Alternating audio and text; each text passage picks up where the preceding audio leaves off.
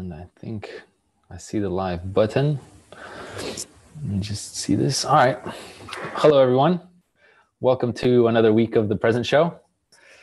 We have special guest today, Yvonne. Thanks for being on the show. Good to have you. Thanks for having me. Lele might be joining a bit later, maybe not, but if he is, then we'll welcome him. So let's get started. All right. If you have any comments or anything, you could leave them below. And let's do it. Yvonne, so tell us who you are and where did you hear about mindfulness, or what do you think about mindfulness? Excellent. So thank you for having me. I am Yvonne Calo. I am the Vice President for our Hybrid Services Global GSO, right? Our service organizations that we are pulling together. I heard about mindfulness actually sponsored by Martin. So I was in a New York City all in person Martin leadership meeting. And I also knew about it from working with Laurence in my prior role of resiliency, but I had never experienced it until the Martin meeting. And Martin had Laurence starting us every morning prior. So it was on the agenda for those that wanted to come at 7 in the morning. And Laurence brought forward and took us through a mindfulness session, explaining it and helping us to do our first session ever. And I did it for 2 days there. She did it again in another session. So if you know Laurence, she is now our general manager of our cloud migration factory. But last year, she and I worked very closely in resiliency. So I know her well. And I wanted to be supportive when I saw that she was on the agenda doing something.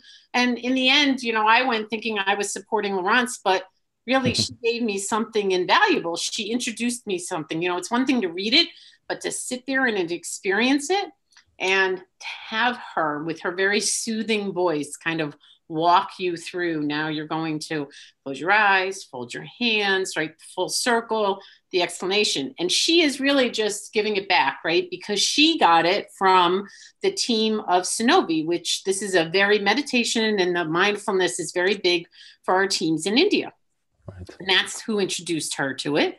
And now she's introducing it. And of course, IBM as a company is investing in it and is, a lot of the wikis, the communities, et cetera. But I will say for me, reading it and saying, oh, that's interesting, I'd like to do it, versus experiencing it and having somebody walk you through it. So if you're invited to a session, even if it's virtual, I really would encourage you to do it, because to experience it really is the full, how do I, is this for me? I don't think I'm good at it. I'm still working at it. And I certainly am not doing it every day the way I'd like to be. That was my goal. I am not there.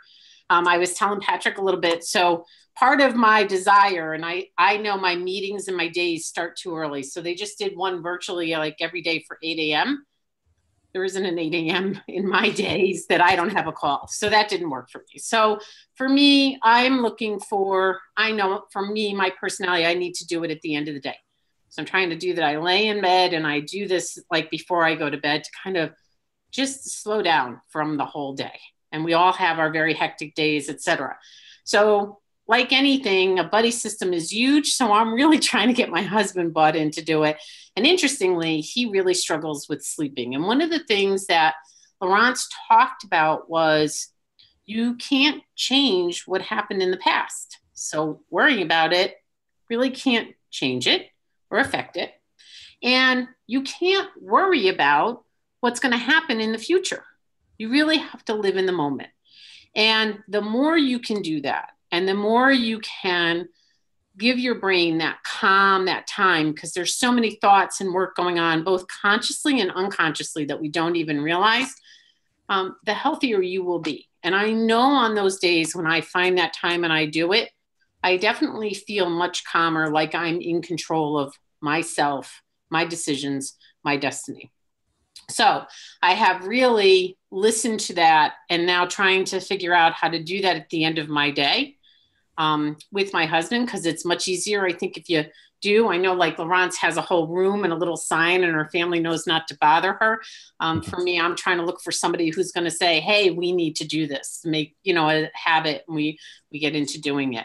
So I also had a really crazy personal emergency 2 weeks ago, where my brother-in-law found out he had a growth on the pituitary gland around the brain. And so for me, the best thing I could give him was to share with him mindfulness. He's a lawyer. I think I'm a workaholic. He's crazy, traveling all the time. And so for me, the best and greatest gift I felt I could give him was to introduce him to mindfulness, because it's clear his brain needs to rejuvenate, and he has to learn how to give that time back to his brain. So I'm seeing more and more cases where I believe, when applied, can make a difference. So it's sponsored by our company. You see a lot of companies now sponsoring it. And I'm really trying to do my best to figure out how to do that for me. And when I do, I see a difference. Absolutely. And so I am very grateful to Laurence for, obviously to the company for supporting us. And there's a lot of different sessions that you can sign up and a lot of good material. I bought the Mindfulness for Dummies 101 book, the yellow with the black. I even did the outside reading, etc. So it is interesting. It's amazing the data points and the proof points that they have behind it. I know people get skeptical and everything. I think the first time we did it, my husband's like, all right, let's try this. So the next day he was like, are you putting that music thing on again? And I was like, wow, that's just the very next day. So do you feel silly about it? Maybe. Do I think I'm not good at it? I think Laurence asked if anyone felt like an outer experience, or I've never gotten there. I'm not there. I don't feel that I'm that good, but I really know my mind's going a mile a minute. So for me, just slowing it down some is way better than not doing it at all. So that's kind of been my journey, how I was introduced, what I'm trying to do to be more successful at it, but totally bought into it and trying to figure out how to make it work on a more regular basis. And you have a lot of, you're talking about the buddy system and how it's a lot better if you could experience it firsthand and talk to people and have questions answered. You have teams, many teams that are under you and that you support and work with. Have you given any thought or tried any way or means to try to bring it to them or support them in their own mindfulness? It's a really good question.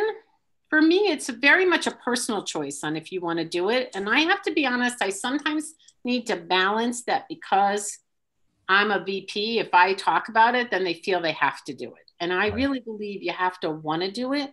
So I've referenced more in sharing my experience. I talk to people individually, one-on-one. I haven't done anything as a team. I also don't think I'm good at talking somebody through it, right? So Tara, Laurence have run some virtual sessions, which you can sign up for. So I'm encouraging my team to go to those, but I haven't led, and I have consciously not tried to push the do this or this as a topic for my teams, but rather relied on the work IBM is doing. And you were saying that IBM is sponsoring it and they're more supportive of it. Why do you think it's important nowadays in the workplace? Well, I think that IBM and all of the corporations are really starting to understand the rate and pace at which we're going. If you think about, and Ginny has some of these stats more because of the world we're in of technology, right? How many people have touched their phone before their feet have even hit the ground? I don't remember the number, but it's Google it. It's crazy, right? We're looking at that technology before we're even out of bed. I think I'm guilty because I turn my alarm off, but I don't think I look at mail until after I showered. At least I try not to. So with all of the technology and the way that we don't ever turn off. I do think it's more important that we schedule that shutdown or that rejuvenation, because otherwise it's more difficult to do in the world of technology that we have today. Do you think it's possible to find or have technology create that mindfulness for us? I know there's more applications now. Thanks to technology like this, we can communicate and talk about this. But I definitely agree with you that we're running on this autopilot, these habits of waking up, checking our phone, constantly checking it, running, and we totally lose presence and interaction with other human beings, with our clients, with our teams. And in my understanding, mindfulness will make you more aware of that, right? How you are in those situations and how you're interacting with others in those situations. But do you see a place for technology helping people to become more aware? Conscious of that? So it's interesting, right? Apple in their release is starting to give data points. You know, for those of us that are IBMers and type A personalities, data drives us. So when I get a scorecard, and you think about it, right? Your Fitbit, even the health activity that we do, the more we all kind of get very competitive. And when you start to see that data, it adjusts your behavior. So Right. I do think that that technology will come. There's also more and more in the market, right? So it was just Father's Day. There are all these, there's a list of gadgets, right, that you can get your dad or your father. So, of course, I go through it because my husband's a big gadget guy, and he had a lot of them. And one of them that was on there, I think it's Dude, D-O-D-U-D-O. It's literally a disc, a round little disc that sits on the nightstand and shows a blue light, and you breathe to it, right? Your inhale, your exhales. Again, focused on that slowing down, thinking about what you're doing, and focusing on the breathing so your mind's not doing all the other thinking. So I'm also, I think Google or iHome puts something together that sits by your bike. So I think the data, I think the more that we're conscious about it, of course, if people can make money off of it, they're gonna, right? Which, okay, but if that helps us all to be in that better place and to do that practice, for me, those are all good things, right? I've consciously, and I think Laurent's talked about this, right? And I guess I don't always tie it back to because I'm doing mindfulness, but when I go to dinner now with my husband, the phones are not on the table, right? Excellent. Until dessert. I'll give them, we're not 100% there, but we're consciously trying to make that effort of putting that technology aside, and focusing on the moment and the people and being there. And same with the kids and family. When my kids come home, interestingly, my daughter's more about it. Phones down. So, and I don't think she's doing mindfulness, but they all know I'm doing it. And it's interesting. They're kind of watching, but they haven't picked it up. So I think the more people do it, the more accepted it is. I think you'll also see it come more through social and day-to-day activities. Right. And also the more we don't use the technology, we become more aware of the technology and we appreciate it more. So when we do use it, we really use it for good use, right? We're fully engaged with it and making the best use of technology. Sure. So at the end of the show each week, we do like a mindful minute, a practice that we'll do with everyone who's listening. And since you were talking about the sphere that does the inhale and exhale, I think we can do that for a minute. Just everyone can close their eyes, and then we'll do some counted breathing. I'll count to 7, and then we'll exhale counting to 7, and we'll do that for about a minute. So get comfortable. If you're driving right now, then don't necessarily close your eyes. Good advice. And just become first aware of your own breath. Don't try to change it, elongate it, or anything. Just observe the inhale and the exhale.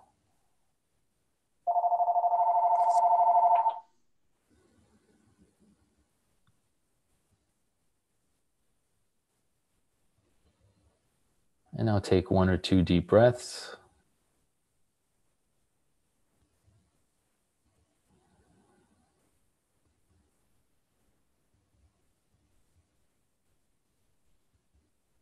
And everyone take a deep breath. Inhale as much as you can.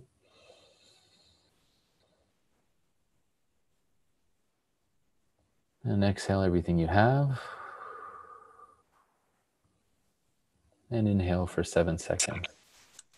1, 2, 3, 4, 5, 6, 7. Exhale for 7 seconds.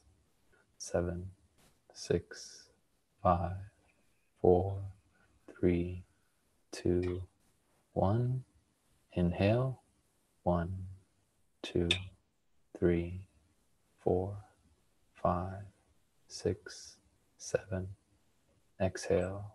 7, 6, 5, 4, 3, 2, 1. Inhaling and exhaling on your own. And when you're ready, you can open your eyes.